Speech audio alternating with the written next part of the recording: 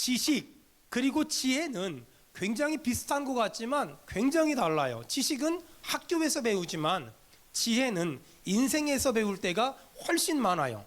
우리 주변에는 지식이 많지만 지혜가 부족한 사람들이 있고, 반대로 지혜는 있지만 지식이 부족한 사람들도 있어요. 보통 학교를 오래 다니고 공부를 좀 많이 하고 책 좀 읽은 사람들을 향하여 우린 지식이 있다라고 말을 해요. 그런데 반대로 우리 아버지들, 우리 어머니들은 가방끈도 짧잖아요. 근데 그분들에겐 지혜가 참 많이 있었다는 그런 생각이 들어요.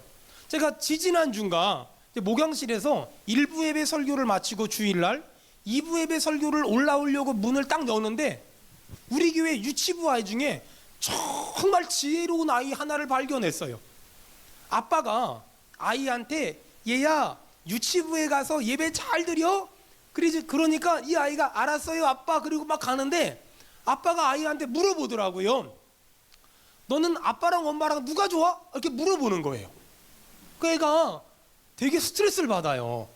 어쨌든 간에 제가 누군지를 몰라요. 목양실 문을 안 열어서. 근데 어쨌든 간에 그 아빠가 아이한테 아빠랑 엄마랑 누가 좋아? 그랬더니 아이가 사회생활을 할 줄 아는 거예요. 아빠가 좋다고. 그래서 애가 참 똑똑하구나 이런 생각을 했거든요. 근데 그리고 딱 헤어졌으면 해피엔딩인데 또 아빠가 아이한테 물어봤어요. 아빠가 얼마만큼 좋아? 근데 이 아이가 정말 지혜로운 게 뭐라 그러냐면 막 아빠는 막 기대를 했을 거 아니에요. 막 하늘만큼 땅만큼 뭐 이런 거. 근데 이 아이가 얼마나 지혜롭냐면 충격적인 말을 했어요. 엄마만큼 좋다고. 제가 그 말을 듣고 이 아이 정말 지혜롭다. 기가 막히다. 이 아이는 앞으로 정말 큰 사람이 되겠구나. 어쨌든 간에 오늘 사도 바울은 고린도 교회 성도들에게 지혜로운 자가 되는 방법을 알려주는 거예요. 여러분 고린도 전서 강의를 계속 들었잖아요. 고린도 교회는 싸우고 있었다. 바울파, 아볼로파, 게바파, 그리스도파가 서로 어울려서 싸우고 있었다. 바울이 가르쳐준 게 맞아? 게바가 가르쳐준 게 맞아? 아니야 아볼로가 가르쳐준 게 맞아? 이러면서 자기들이 맞다고 자기들이 옳다고 서로 싸우고 있었다. 그런데 그런 교회를 향하여 사도 바울이 지혜로운 자가 되라. 그렇다면 어떻게 하면 지혜로운 자가 되는 거냐? 18절에 보니까 너희가 지혜 있는 줄로 생각하거든 어리석은 자가 되라. 제가 풀어서 해석하면 이런 거예요.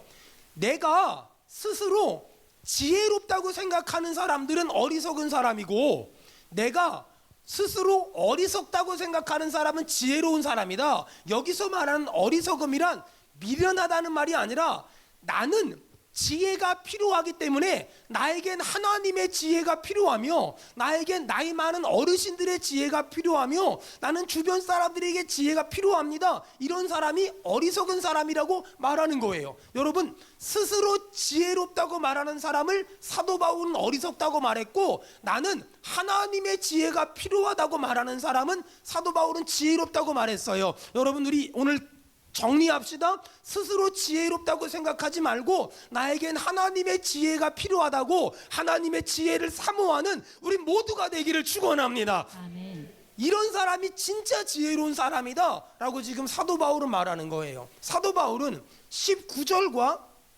20절에서 이 세상 지혜는 사도 바울은 세상 지혜와 하늘 지혜를 비교해서 설명합니다. 사도 바울은 소위 나 스스로가 지혜롭다고 말하고 나 스스로가 똑똑하다고 말하는 사람들은 어리석은 사람이며 나는 하나님의 지혜가 필요합니다 라고 말하는 사람이 진짜 지혜로운 사람이다 라고 지금 얘기하는 거예요. 여러분 자기 자신을 스스로 지혜롭다, 똑똑하다, 배울 만큼 배웠다, 알 만큼 안다 라고 말하는 사람들에겐 특징이 있어요. 어떤 특징이 있냐? 첫째, 이런 사람들은 남의 말을 안 들어요. 자기 스스로가 똑똑하다, 지혜롭다고 생각하는 사람들은 첫째, 남의 말을 안 들어요. 둘째, 이런 사람들은 교훈과 책망과 훈계가 불가능해요.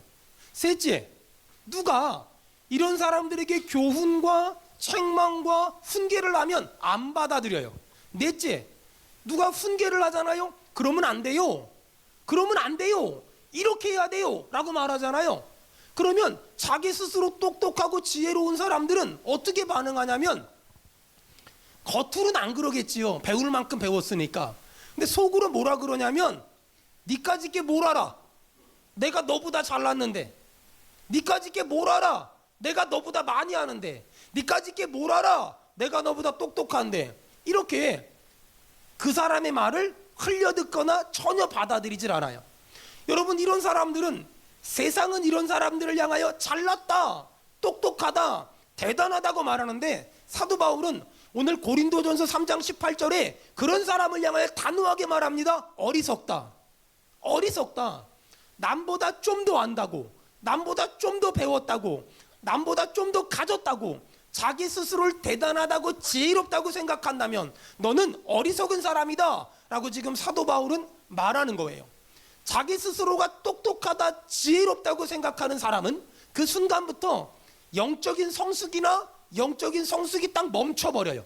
영적인 성숙이나 영적인 성장이 멈춰버린 동시에 그 어떤 사람도 그 사람에게 좋은 말이나 선한 말이나 복된 말을 해주질 않아요. 여러분, 스스로 지혜롭다고 생각하는 사람, 그 사람은 교육이 불가능하고 훈계가 불가능하고 더 이상 성장하지 않고 더 이상 성숙하지 않고 영적으로 정체된 인생을 살 수밖에 없어요. 인생을 살다 보면 자기만의 확신, 자기만의 어떤 그런 그 고집을 가지고 살아가는 사람들이 참 많아요. 나쁜 거 아니에요. 그런 확신이나 그런 고집이 있어야만 힘들 때 버틸 수 있거든요. 하지만 여러분, 조심할 게 있어요. 잘못된 고집, 잘못된 자기 확신은 내 인생을 망가뜨리고 무너뜨리고 실수투성이고 그리고 자가당착적인, 그리고 내 인생을 깊은 수렁에 빠뜨릴 수도 있다는 거예요. 1992년도 10월 28일 우리나라에는 전 세계가 우리나라에 집중했어요. 다미선교회, 예수님 재림하신대요, 이랬던 시대예요. 전 그때 필리핀에 선교사로 있었는데 필리핀에도 그 다미선교회 사람들이 와가지고 1992년도 10월 28일 날 예수님 오신다고 여기저기 떠들고 다니고, 응? 현수막 붙이고 다니고 그러고 말하고 다녔어요. 제가 그분들한테 물어봤어요. 1992년도 10월 28일 24시에 예수님 오신다는데 그게 한국 시간이에요, 필리핀 시간이에요? 그랬더니 그분들이 못 들은 척하고 지나가더라고요. 전 그게 너무 지금도 궁금해요. 그 사람들은 얼마나 자기 확신이 강해요? 얼마나 자기 주장이 강해요? 그 사람들은 여기저기 다니면서 만나는 사람들마다 예수님 오신다고 빨리 이것저것 다 내팽개치고 빨리 흰 옷 입고 산 위에 올라가야 된다고. 그래서 많은 사람들이 학교 때려치고 직장 때려치고 가정 내팽개치고 흰 옷 입고, 흰 옷은 왜 입는지 모르겠어. 그리고 산꼭대기 올라가서 막 주님 오신다고 그랬거든요. 그리고 안 왔어요. 얼마나 자신만만했는지, 얼마나 자기 확신이 강했는지 몰라요. 제가 제 주변에 그런 사람들이 좀 있어서 아니라고, 당신 잘못됐다고, 얼마나 많은 사람들이 그 사람들에게 당신 속았다고, 당신 이단에 빠졌다고, 당신 사이비에 빠졌다고 얼마나 많은 사람들이 말했겠어요? 근데 문제는 안 들어요. 그 사람을 사랑해서 해주는 말을 안 들어요. 제가 그런 사람들한테 당신 속았다고, 당신 그 이단에 빠졌다고, 당신 옳지 않다고 말했거든요. 성경에는 몇 년, 몇 월, 며칠, 몇 시에 온다고 말씀하지 않았다고. 제가 이렇게 말했더니 어떤 분이 저를 탁 보면서 한마디 하더라고요. 목사도 두 종류가 있는데, 아들 목사가 있고 종 목사가 있는데 하나님이 아들 목사한테는 가르쳐 주셨고 종 목사한테는 안 가르쳐 줬으니 당신이 그걸 모르는 건 종이기 때문이래요. 아우, 그 말이 진심이라면 저는 정말 이를 갈며 슬피 울었을지도 몰라요. 성경을 아무리 펴놓고 얘기해도 안 들어요. 안 들어요. 절대 안 들어요. 왜? 본인 스스로가 지혜롭다고 생각하고 똑똑하다고 생각하고 본인 스스로가 잘났다고 생각하기 때문에. 사랑하는 여러분, 오늘 제가 여러분에게 아주 중요한 질문을 하려고 해요. 여러분은 누가 충고를 해주고 누가 조언을 해주면 듣습니까? 아니면 귀를 막고 눈을 감고 안 듣습니까? 안타까운 건 듣는 사람들은 더 성정하고 더 성숙하겠지만 듣지 않는 사람들은 그 성장이 거기서 멈춰버리고 그 성숙이 거기서 멈춰버릴 수 있다는 거예요. 어떤 사람이 듣지 않을까? 자기 스스로 지혜 있다고 하는 사람들. 그 사람들은 누군가 나를 사랑해서 해주는 충고나 조언을 듣지 않을 뿐만 아니라 그 사람을 무시하고 그 사람을 만나지 않고 그 사람과 거리를 두고 살아갈 때가 얼마나 많은지 몰라요. 이런 사람들은 남들이 뭐라고 하건 말건 자기 생각대로, 자기 고집대로, 자기 주장대로 살아가요. 이 세상에 나보다 연약하고 나보다 어리석은 사람은 한 명도 없습니다. 여러분, 제가 만든 말이지만 정말 중요한 말일 테니까 꼭 머리에 각인하세요. 하나님은 우리에게 어떻게 지혜를 주실까? 하나님은 우리에게 어떻게 지혜를 주실까? 자, 사람 그릇에 하나님은 하나님의 지혜를 사람 그릇에 담아서 훈계나 교훈이나 책망이란 방법으로 우리에게 지혜를 주세요. 다시요. 하나님은 하나님의 지혜를 사람 그릇에 담아서 훈계나 책망이나 교훈이란 방법으로 우리에게 주세요. 그러면 어떤 사람이 지혜로운 인생을 살 수 있을까? 하나님은 하나님의 지혜를 하늘에서 직접 주는 게 아니라 사람 그릇에 담아서 훈계나 책망이나 교훈이란 방법으로 주세요. 그러면 어떤 사람이 와가지고 김종기 집사님한테 이런 조언을 하고 충고를 해요. 잘 받아들이면 더 지혜로운 사람이 되는 것이고, 안 받아들이면 하나님의 지혜가 나에게 못 들어와요. 마귀는 하나님의 지혜가 사람 그릇에 담겨서 충고나 교훈이나 야단치는 것으로 온다는 걸 알기 때문에 마귀는 누가 나를 충고하고 조언하고 야단치면 일단 기분 나쁘게 만들어요. 그래서 하나님의 조언을 받아들이기보다 하나님의 조언을 무시하게 만들어요. 마귀는 하나님의 지혜가 나에게 못 들어오게 막 방해를 하거든요. 그러다 보니까 누가 나를 사랑해서 조언해주고 격려해주고 응원해주고 충고해주고 야단치면 그걸 기분 좋게 받아들이기보다 그걸 기분 나쁘게 받아들이고 인상 쓰게 받아들이면서 내가 더 이상 성장하지도, 내가 더 이상 성숙하지도 못하게 날 자꾸 막아요. 그러면서 마귀는 어떻게 하냐면 누가 나를 충고하고 누가 나를 조언하면 내 속에서 이런 생각이 들게 만들어요. 내가 너보다 잘났어. 내가 너보다 똑똑하다니까. 내가 너보다 많이 배웠어. 내가 너보다 전문가야. 어따 충고질이야. 어따 지적질이야. 놀고 자빠졌네. 절대로 배운 사람들이기 때문에 말은 하지 않아요. 근데 내 속에서 그런 마음을 주고 그런 생각을 주고 그런 느낌을 줘서 어떤 사람의 충고나 어떤 사람의 조언도 받아들이기보다 받아치게 만드는 거예요. 여러분, 헨리 나웬이 쓴 책에 보면 게으른 자는 자기 스스로를 가장 지혜롭게 생각한대요. 게으른 자는 자기 스스로를 가장 지혜롭게 생각한대요. 그래서 게으른 사람들은 주변 사람들이 어떤 말을 해도 전혀 듣질 않는다는 거예요. 그 사람은 수많은 지혜로운 사람들이 좋은 말을 해주는 것보다 내 생각이 옳아, 내 주장이 옳아, 내 판단이 옳아 그러면서 많은 사람들의 지혜보다는 자신의 생각과 판단을 훨씬 믿는다는 거예요. 그래서 게으른 사람은 더 이상 성장하거나 더 이상 성숙하지 못한다는 거예요. 오늘 성경은 분명히 말합니다. 내가 스스로 지혜로운 자라고 생각한다면 너는 어리석은 사람이다. 내가 스스로 지혜로운 자라고 생각한다면 넌 어리석은 사람이다. 여러분, 오늘 마음으로 계속 묵상합시다. 나는 하나님의 지혜가 필요합니다. 우리는 하나님의 지혜가 필요합니다. 우리 교회는 하나님의 지혜가 필요합니다. 내 아들, 딸에겐 하나님의 지혜가 필요합니다. 신앙생활을 한 10년, 한 20년 이렇게 하다 보면 나도 모르게 영적인 교만이 들어오는 시점이 있어요. 내가 성경을 좀 안다 이거죠. 내가 교회를 좀 안다 이거죠.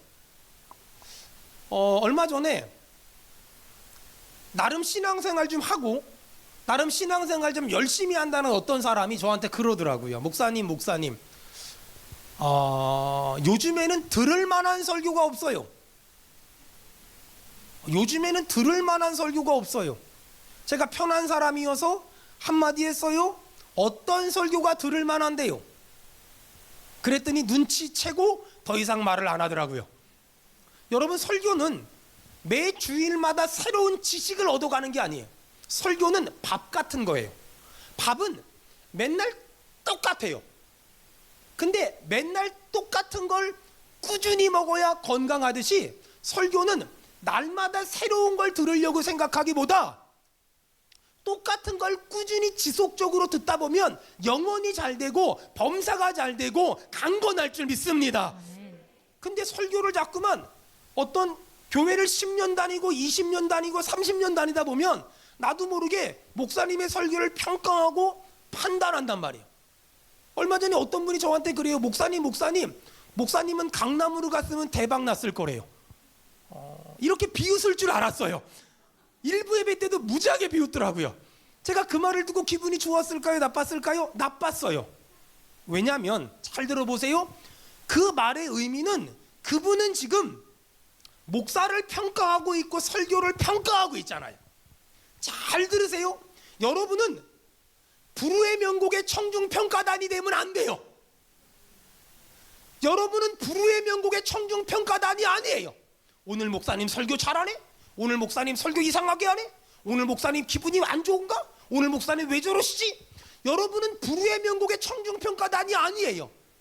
여러분은 목사를 통해 전해지는 하나님의 말씀을 먹고 영혼이 잘 되고 범사가 잘 되고 삶의 복을 받아야 될 줄 믿습니다.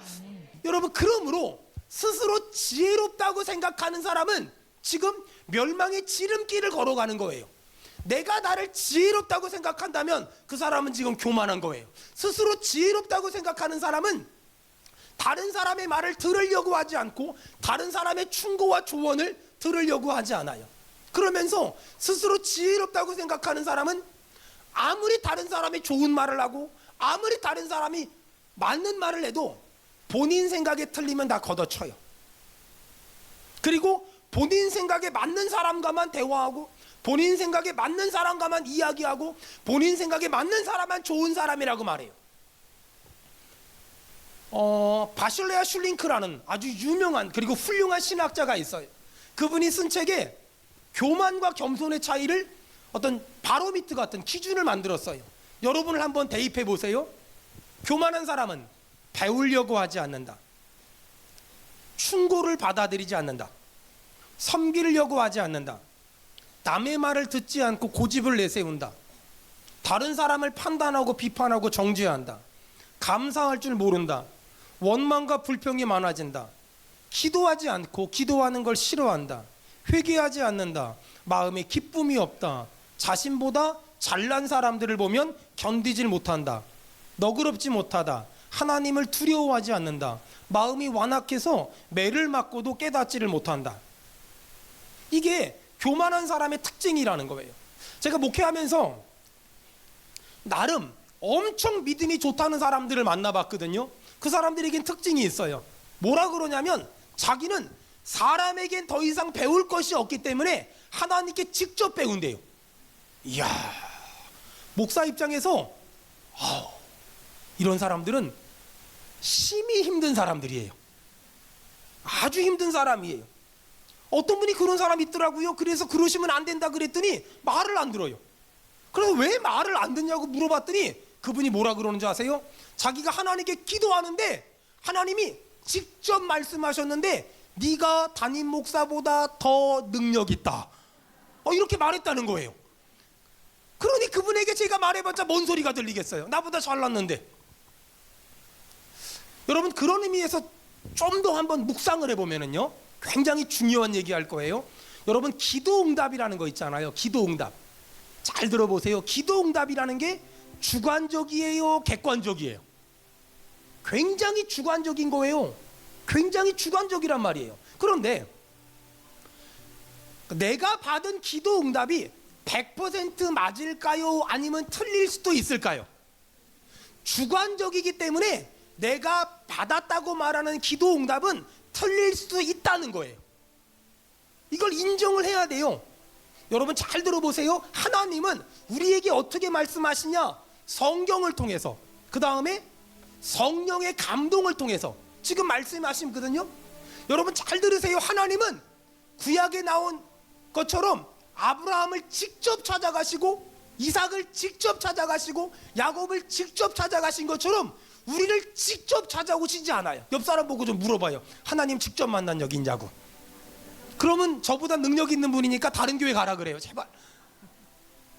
여러분, 성경을 보면 구약에는 하나님이 아브라함을 직접 찾아가시고 이삭을 직접 찾아가시고 야곱을 직접 찾아가셨지만, 요즘에는 하나님이 직접 오지 않고 성경을 통해서 말씀하시며, 동의하면 아멘 합시다. 성령을 통해서 말씀하신단 말이에요. 그렇다면 우리가 이 단순한 진리를 안다면 이러면 안 되는 거예요. 어떤 사람은 뭐라 그러냐면, 하나님이 자기를 직접 만나 주셔서 특별하게 말씀하셨다고. 거짓말이에요. 그러지 말아요. 하나님은 성경을 통하여, 성령의 감동을 통하여 우리에게 말씀하시거든요. 그런데 신앙이 너무 다양하고, 어떤 분은 성경에 있는 것보다 더 믿음이 좋아요. 자기는 그냥 직접 다 듣는다는 거야. 직접 다 듣는데요.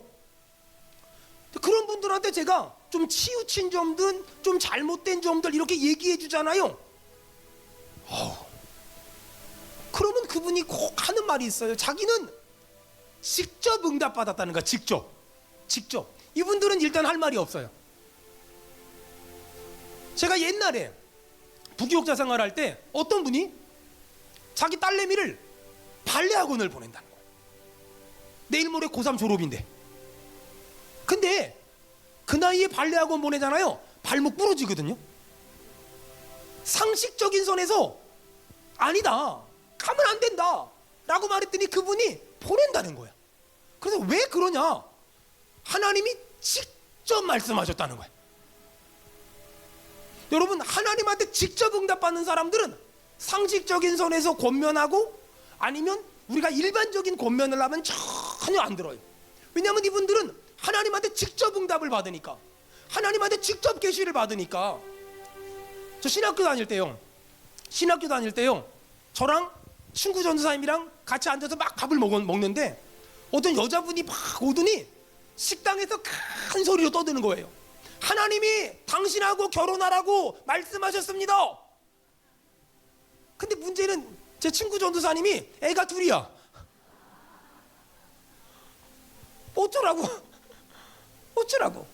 또 한 번은 어떤 이름만 알고 잘 만나본 적이 없는 어떤 분이 저한테 전화를 했어요. 전도사님, 네, 제가 기도하는데요, 하나님이요 저에게 직접 말씀하셨거든요. 전도사님한테 전화해서요 100만 원만 달라 그러면 줄 거라고요. 이건 보통 믿음이 아니에요. 저는 그런 믿음이 없어요. 그래서 아직도 한 번도 그래 본 적이 없어요. 그렇게 말하는 거예요. 그래서 제가 한마디 했죠. 그러셨냐고. 근데 아직 저한테는 말씀을 안 하셨으니 일단 기다려보라고. 아직까지 하나님 말씀하지 않으셔서 아직까지 못 줬어요. 여러분 잘 들으세요. 우리의 신앙은 주관적일 때가 많아요. 그래서 때로는 기도응답이라는 미명 아래 우리가 말도 안 되는 일을 하고 말도 안 되는 행동을 하고 말도 안 되는 말을 할 때가 얼마나 많은지 몰라요. 그래서 그 주관적인 신앙을, 주관적인 기도응답을 100% 객관화시킬 수는 없지만 그래도 객관화시키기 위한 노력이 필요해요. 자, 그러면 어떻게 하는 거냐? 이렇게 하는 거예요. 예를 들어서 우리 연주가 어떤 형제랑 결혼을 해야 되겠다. 하나님이 이렇게 기도하는데 그 형제랑 결혼을 하라고 말씀하셨어. 그러면 절대로 이러면 안 돼요. 하나님이 주셨습니다 이렇게 너무 확신 있게 말하면 안 되고 이렇게 말을 해야 돼요.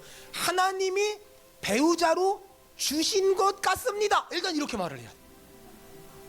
이렇게 말한 다음에 일단 부모님한테 말씀을 드려야 돼요. 아빠 엄마한테. 그래, 부모님한테 말씀드리기 전에 먼저 기도를 해야 돼요. 하나님, 만약에 저 형제와 결혼하는 것이 하나님의 뜻이 아니라면 우리 아빠 엄마의 마음에 어둠이 깔리게 하시고 우울함이 생기게 하옵소서.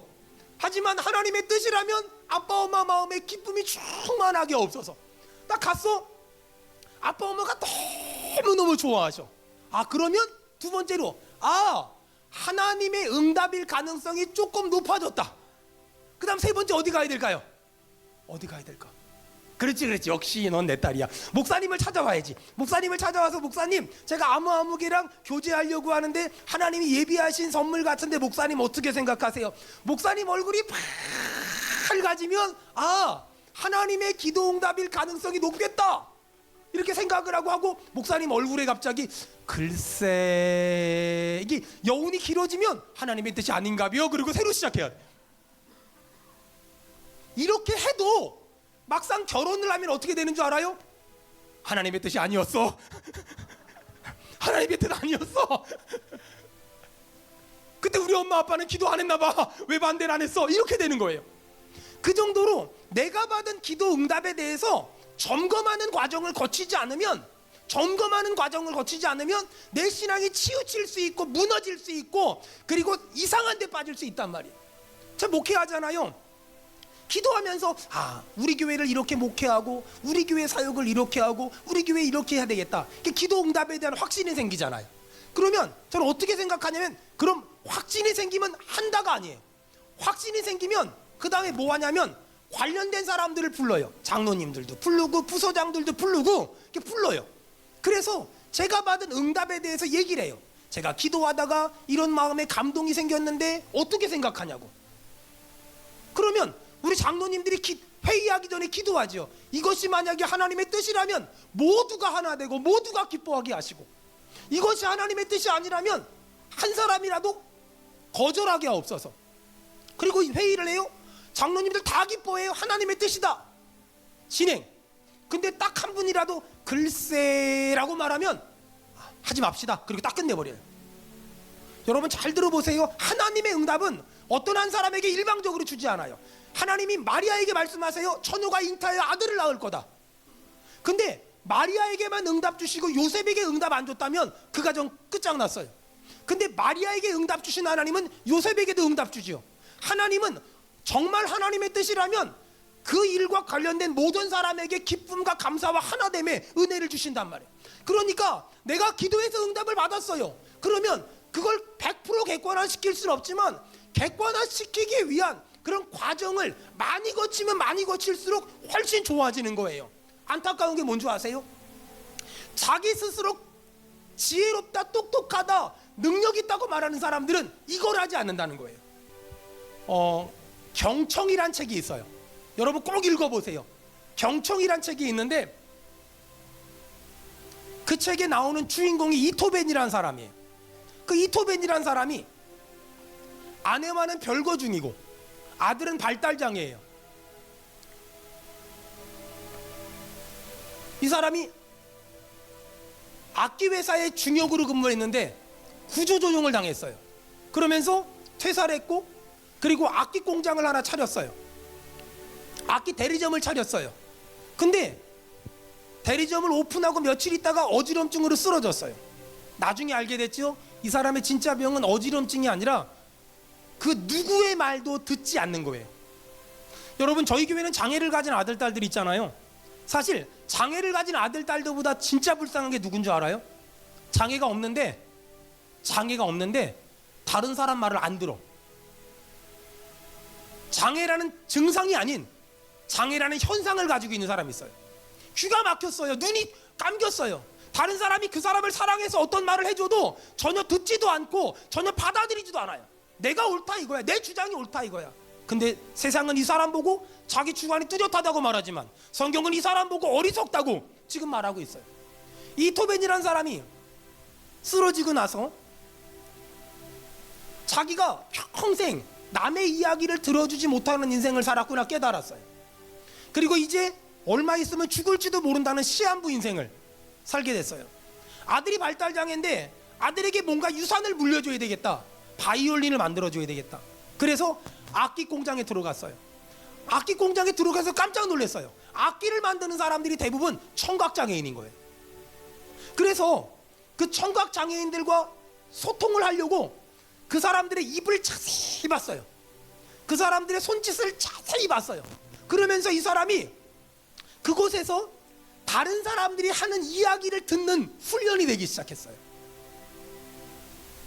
다른 사람들이 그 입모양을 보고 손짓 발짓을 보면서 다른 사람들이 말하는 걸 경청하는 습관을 만들었어요.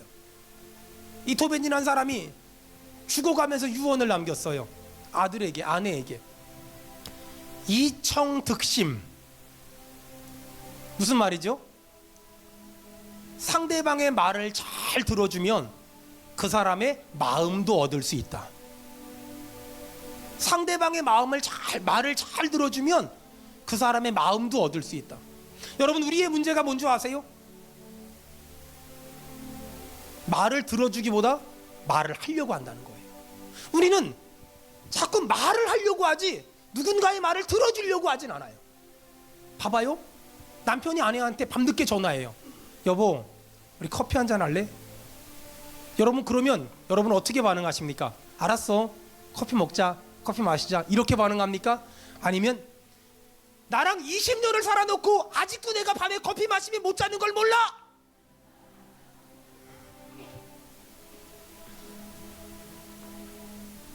옆에 여자분들 계시면 물어보세요. 그쪽 동네는 어떠냐고. 새벽 2시에 남편이 전화를 했어요. 여보, 우리 통닭이나 먹을까? 아내가 뭐라 그럴까요? 먹자 이럴까요? 너 미쳤어! 한 달 동안 돈 들여 다이어트 했는데 나 끝장나는 거 보고 싶어! 말이 하고 싶은 거거든요. 말이 하고 싶은 거예요. 말이. 그냥 어디 가서 말할 데가 없으니까 말이 하고 싶은 거잖아. 근데 우리는 말하는 건 익숙한데 말 듣는 게, 들어주는 게 너무 익숙하지 않아요. 만약에 부모님들이 자녀의 말을 좀 들어준다면, 만약에 남편들이 아내의 말을 좀 들어준다면, 만약에 목사님이 성도의 말을 좀 들어주고 성도들이 목사의 말을 좀 들어준다면, 이청득심, 그 사람의 말을 들어주면 그 사람의 마음을 얻을 수 있는 거잖아요. 그 사람의 말을 들어주면 그 사람의 마음을 얻을 수 있대요. 여러분, 만약에 오늘 이 시간 여러분이 말을 줄이고 말을 하는 걸 줄이고 말을 들어주는 걸 많이 하기로 결단하잖아요. 저는 분명히 믿습니다. 여러분의 인생에 역전승의 은혜가 임할 줄 믿습니다. 역전승의 은혜가 임할 줄 믿습니다.